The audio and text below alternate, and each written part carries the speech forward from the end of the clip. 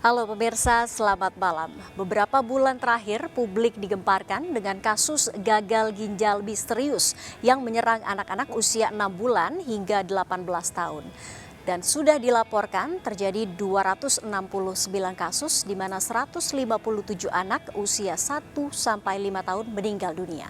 Kemenkes kemudian bergerak cepat dengan menarik peredaran obat sirup yang mengandung senyawa etilen glikol dan juga dietilen glikol melebihi batas aman yang disinyalir menjadi pemicu kasus gagal ginjal akut misterius ini. Namun apakah benar senyawa etilen glikol dan dietilen glikol ini yang membuat kasus gagal ginjal akut misterius dan menelan hak hidup banyak orang? Sudah bersama saya Ibu Menteri Kesehatan 2004 sampai 2009, Ibu Siti Fadilah Supari. Ibu apa kabar? Baik. Salam sehat. Ibu kelihatan bugar sekali. Aduh, ya Bu ya. terima kasih. Tapi Ibu masih memantau nggak nih Bu? Apa sih yang terjadi nih? Oh selalu memantau. Selalu memantau ya Bu ya? Dan saya selalu mengikuti dan selalu menyuarakan apa yang perlu saya suarakan. Nah kami juga ingin meminta nih pandangan Ibu. Kan ramai sekali kasus gagal ginjal akut misterius. Menurut Ibu apa sih penyebab utamanya sebetulnya? Betul tidak? Karena si etilen glikol dan dietilen glikol lah yang melebihi batas aman? Atau Ibu ada pandangan lain? Menurut Pak Menteri Kesehatan, dalam statementnya terakhir, dia mengatakan sebagian besar Ya. itu penyebabnya adalah etilen glikol dan dietilen glikol itu. Maksudnya obat-obatan atau kimia yang ada di dalam obat-obatan sirup untuk anak-anak. Nah, itu pendapatnya Pak Menteri. Ya. Tapi sebetulnya ada banyak penyebabnya. Satu, terpapar oleh racun obat-obatan tersebut. Itu kemungkinan pertama. Kemungkinan kedua, kemungkinan adalah infeksi biasa. Infeksi ada virus, ada bakteri dan sebagainya.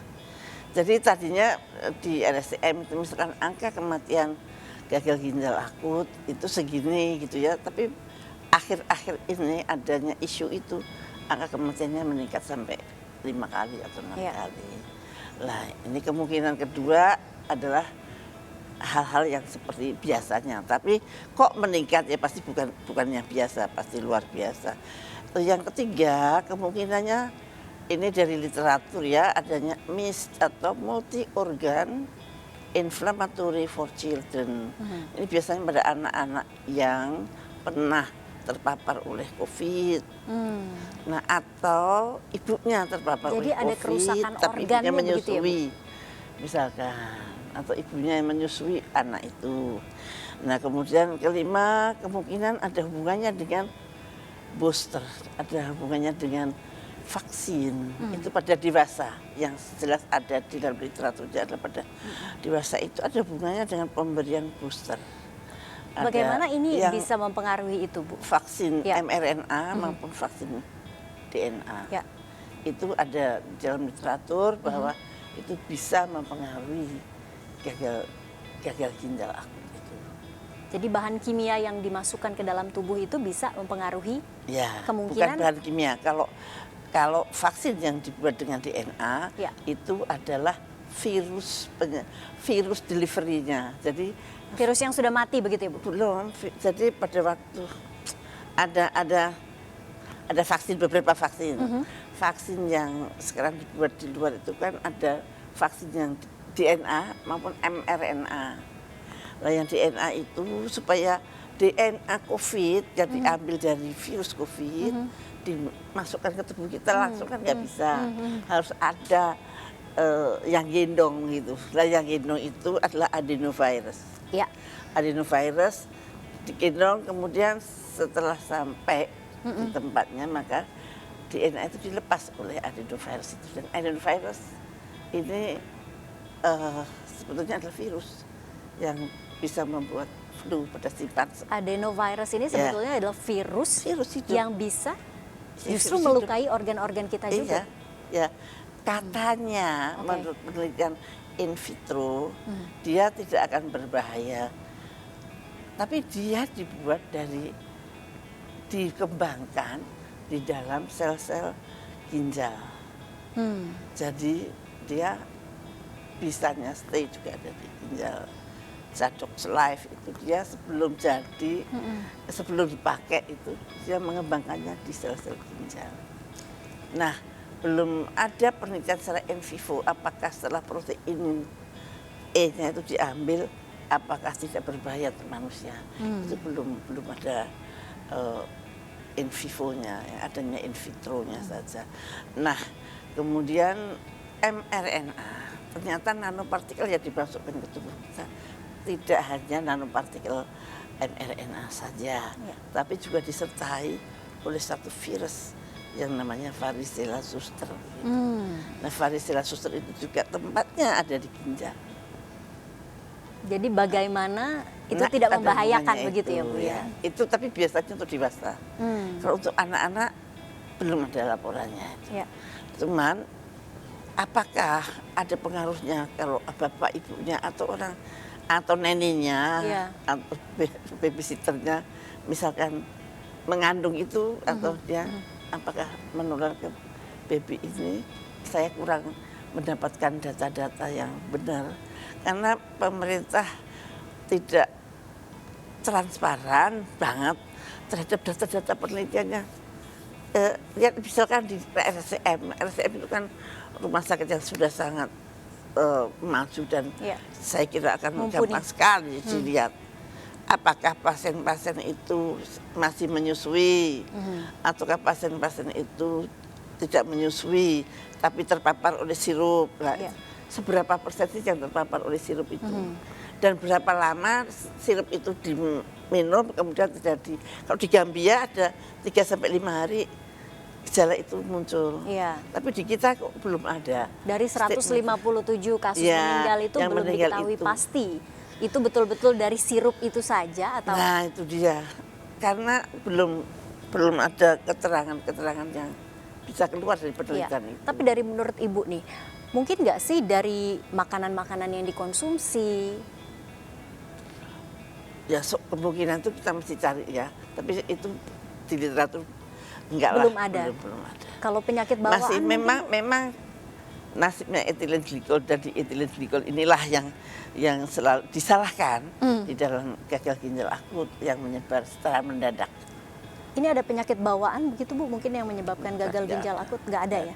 Yang aneh itu ya Mbak Nawa, dulu etilen glikol dan di etilen glikol itu udah dipakai, udah lama. Anak berpuluh-puluh tahun ya Bu? Anak saya sampai sekarang anak saya udah punya anak lagi, jadi udah punya cucu. Dulu juga dikasih temprat sama dokter anaknya. Sampai sekarang juga nggak ada apa-apa. Mungkin masyarakat juga banyak yang belum tahu nih Bu, sebetulnya etilen glikol dan dietilen glikol ini kan tadi kan Ibu sudah sebutkan bahwa ini puluhan tahun udah dipakai dan normal-normal aja gitu ya, aman-aman aja. Ini sebetulnya senyawa yang digunakan untuk apa sih Bu? Itu untuk membuat soluble, membuat jadi paracetamol itu kalau dengan air itu tidak bisa nyampur banget. Nah, ini membentukkan suatu zat kimia yang disebut etilen glikol dan dietilen glikol. Jadi dia meningkatkan solubilitas. Jadi ada solubility enhancer. Jadi meningkatkan kemampuan obat itu untuk bercampur, bereaksi secara penuh dengan air sehingga bisa dijadikan sirup untuk anak-anak. Gitu. Kemudian Bu, kalau anak-anak yang menderita gagal ginjal akut ini apakah gejala ringannya sudah terdeteksi dari awal? Seperti apa sih Bu gejala ringannya ini? Wah, saya tidak mendalami soal itu ya itu. Ya, nanti kalau sudah penelitiannya selesai mungkin akan ada. Tapi di situ dikatakan bahwa berbeda dengan jaringan gagal ginjal yang disebabkan oleh bakteri dan ini katanya berbeda, agak atipikal. Dan ini kan juga untuk seperti biasanya begitu. Untuk orang tua begitu ya Bu ya, kan artinya perlu pengawasan lebih ekstra atau mungkin waspada lagi dalam memberikan obat kepada anak-anaknya. Ya, padahal itu obatnya dijual bebas ya. Nah, sementara obatnya dijual bebas gitu ya. Ini menurut Ibu apa sih saran Ibu untuk orang tua begitu? Bagaimana kalau misalnya anaknya mungkin sakit tapi tidak bisa minum obat sirup kan karena ada kandungan yang Katanya Sebenarnya dicurigai bisa, itu, semua begitu. kan cuma ada 4 yang di stop itu, yang dari Kuningan. Apakah mungkin orang tua harus lebih teliti lagi membaca komposisi obat-obatan atau gimana sih, Bu? Ya enggak ya, orang tua udah jadi korban aja itu. Rakyat itu jadi korban saja. Sebetulnya pengawasan obat dan makanan kan di tangannya Badan POM. Nah, betul. Nah, mestinya dipertanyakan bagaimana obat yang tidak aman bisa beredar. Iya. Nah, itu pertanyaan yang sangat tajam untuk Badan POM. Walaupun juga belum tentu kesalahan Badan POM. Dan menurut saya, setahu saya, proses untuk mengeluarkan surat izin edar dari Badan POM itu gak gampang. Nah, Ibu boleh ceritain nggak mekanisme untuk sampai si produk itu punya surat izin edar tuh seperti apa sih proses prosedurnya, Bu? Registrasi ya namanya, registrasi Ya. obat. Nah itu obat tidak didaftar dulu. Setelah daftar mereka itu punya sertifikat Ya. isinya obat itu. Tapi Badan POM harus mencek kembali konten yang ingredient yang penting-penting atau syarat-syarat, misalkan apa ya, syaratnya ini aman itu apa. Nah, dan Berarti ada uji terlebih dahulu. harus ada uji lebih dahulu. Seharusnya baru. Ya kalau dulu ada Oke. uji lebih dahulu. Setelah uji ternyata aman dan baik, Ya. maka keluarlah surat izin edar. Oke. Sehingga kalau sudah ada surat izin edar, mestinya yang bertanggung jawab Badan POM, mestinya. Baik, karena sudah ada surat izin edar. Apakah ini dilakukan terhadap seluruh obat? Harusnya iya. Tapi katanya karena terlalu banyak maka pakai random. Dan Badan POM itu juga tidak hanya melihat di kantornya aja, Badan POM juga mengirimkan petugas-petugasnya ke pabrik-pabrik untuk supervisi. Bagaimana, apakah pabrik itu CPOB-nya baik, cara pembuatan obat yang baik, ya CPOB dicek benar nggak, benar, udah benar ya sudah. Nah ini memang itu kegiatan Badan POM. Apakah setiap bulan atau apalah saya nggak tahu. Kalau memang sudah punya surat izin edar dan ternyata tertangkap bahwa ada kemasan yang tidak memenuhi standar, Iya. pada waktu dia datang. Catatannya waktu register kan ada, dicocokkan berarti dia berubah. Nah itu yang bisa kena. Ini mestinya setiap perubahan Kalau ada perubahan harus ingredients lapor begitu ya, kepada Bu ya? POM. Harus lapor.